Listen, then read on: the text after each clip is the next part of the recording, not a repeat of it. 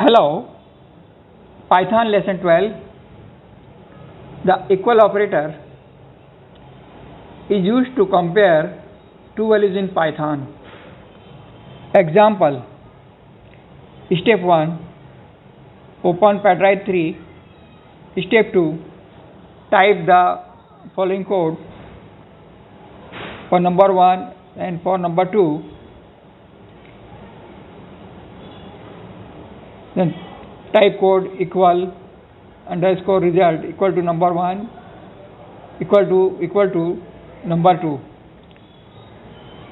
Print under brackets under quotes equal to equal result. Step 3, click the run button.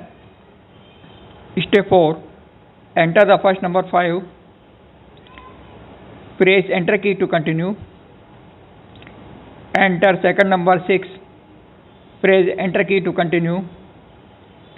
The output of this program is equal to false. Okay, thank you.